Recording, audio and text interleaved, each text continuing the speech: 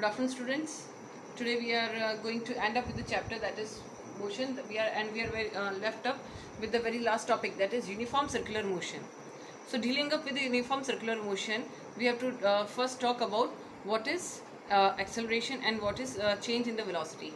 So when we say that whenever an object is moving with a change in velocity, we say that the object is accelerating. Already in my previous videos I have already talked about what is acceleration and what is the change in velocity. So rate of change of velocity is known as acceleration, and if we are saying that the object is moving with a change in velocity, that means it is accelerating. अब हम जब बात कर रहे हैं कि there is a change in velocity, तो जैसा कि हमने अपने पहले वाले वीडियोस में बात किया हुआ है कि चेंज इन वेलोसिटी जो है किसी भी वजह से हो सकता है. Either it can be due to its magnitude, या तो उसके मैग्नीट्यूड की वजह से हो सकता है, या फिर डायरेक्शन ऑफ मोशन की वजह से हो सकता है. Direction of motion.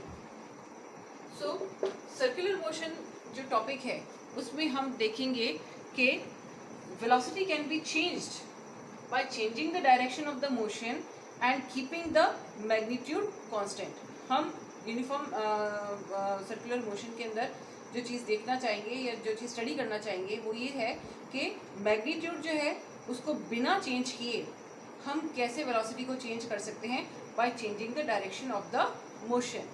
ठीक है. सो इसके लिए सबसे पहले हमें एक क्लोज सर्कुलर पाथ के बारे में बात करनी है. सपोजली कि कोई एक व्हाट टू से पर्सन है जो मूव कर रहा है around a closed circular track. Supposedly जो क्लोज सर्कुलर ट्रैक है वो है एक rectangle, that is A B C D. ठीक है. तो जब वो इस क्लोज सर्कुलर ट्रैक पर ट्रैवल कर रहा है, सो वो पहले मूव करेगा from A to B, from B to C, from C to D and from D to A. अब उसी ट्रैक पर रहना है without changing the magnitude of the velocity. So वो क्या करेगा, बार बार अपनी जो वेलोसिटी है उसको चेंज करेगा at the corners.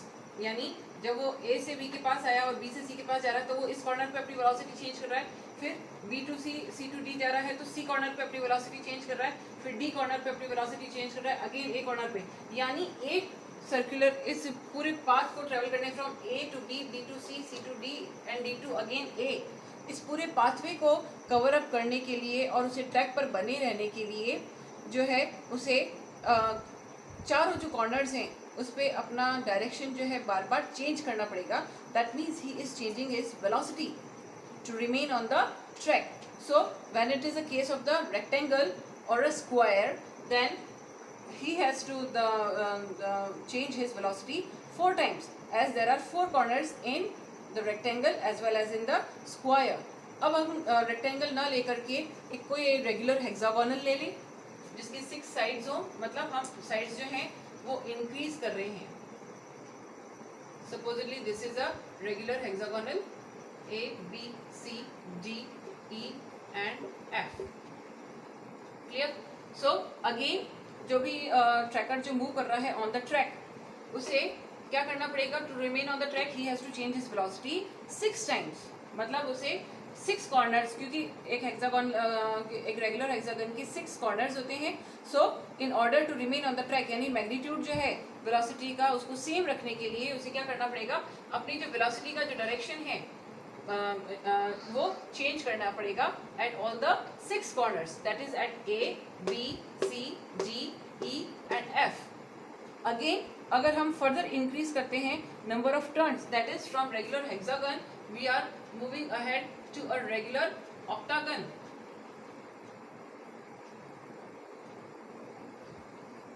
This is A B C D E F G and H. So this is a regular octagon. Clear? So अब यहाँ पर जिस रेगुलर ऑक्टागन की जब हम बात करेंगे, again the tracker to remain on the track he has to change his velocities at the 8 corners. मतलब जैसे जैसे हम नंबर ऑफ कॉर्नर्स इंक्रीज करते जाएंगे वैसे ही उसका वेलोसिटी टर्न जो है वो इंक्रीज होता जाएगा. सिमिलरली अगर हम इनको और नंबर इंक्रीज करते जाएंगे इनफाइनाइटली, मतलब जो कॉर्नर्स हैं उनका नंबर्स हम इंक्रीज कर देते हैं infinitely, then we what do we obtain, we obtain a closed circle. ठीक है. क्लोज सर्कल क्या हो गया, ये एक इस तरह का क्लोज्ड पाथवे होता है जहां पर हर जो साइड है, एक साइड जो है उसका डिस्टेंस जो है मिनिमाइज होकर के एक पॉइंट के बराबर हो जाता है।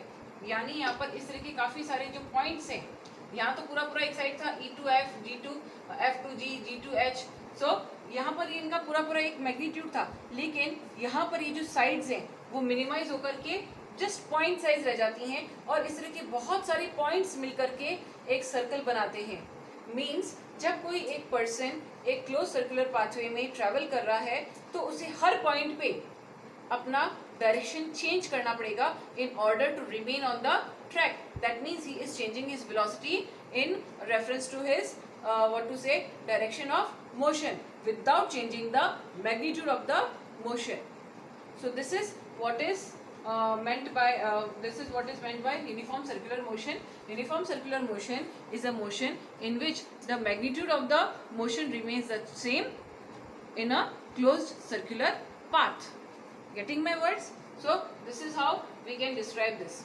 So इसके लिए just to prove कि हर इंस्टेंस पे जो है ऑब्जेक्ट जो है जब मूव कर रहा है it tends to move in that particular direction. आपकी इसमें बुक में एक एक्टिविटी दी हुई है कि we have to hold a thread in a hand. एक कोई लंबा सा रोप ले लीजिए या कोई लंबी सी थ्रेड ले लीजिए और उसके एक एंड को आप अपने हैंड में होल्ड कर लीजिए और उसके दूसरे एंड पे जो है एक स्टोन टाई अप कर लीजिए, ठीक है। फिर आप उस स्ट्रिंग या थ्रेड या रोप व्हाटएवर यू हैव टेकन उसको अपने ओवरहेड जो है इस तरह से सर्कुलर मोशंस में घुमाइए। जैसे जैसे आप घुमाएंगे उसका जो वेलोसिटी है it keeps on changing at the every point when it is moving in the close circular path, ठीक है।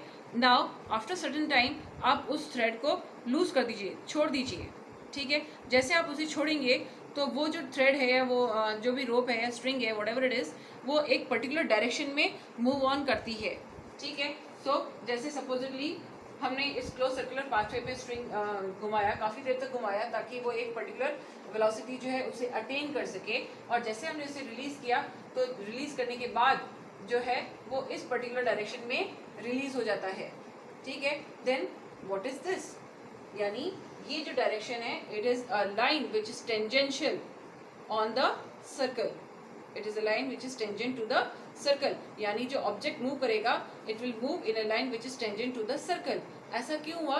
Because when an object is moving in a closed circular pathway it has got the tendency to move in that particular direction of motion in which it was moving।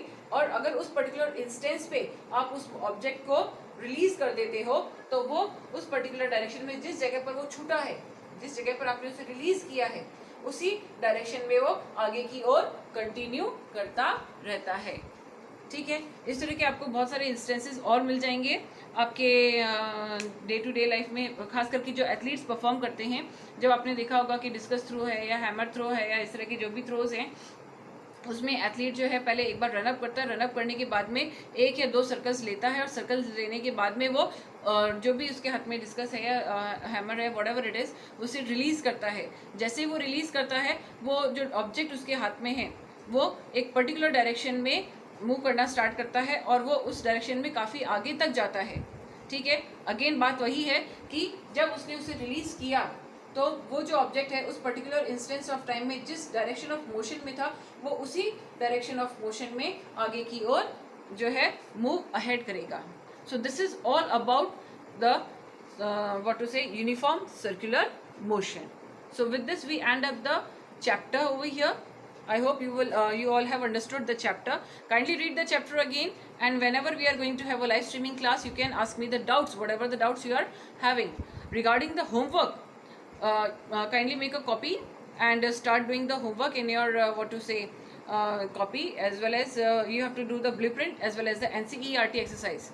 Kindly do the blueprints also and do the NCERT exercise also, and if you have got any doubts or any queries regarding the question answers also you can ask me in the live streaming classes. Till then, goodbye. Thank you.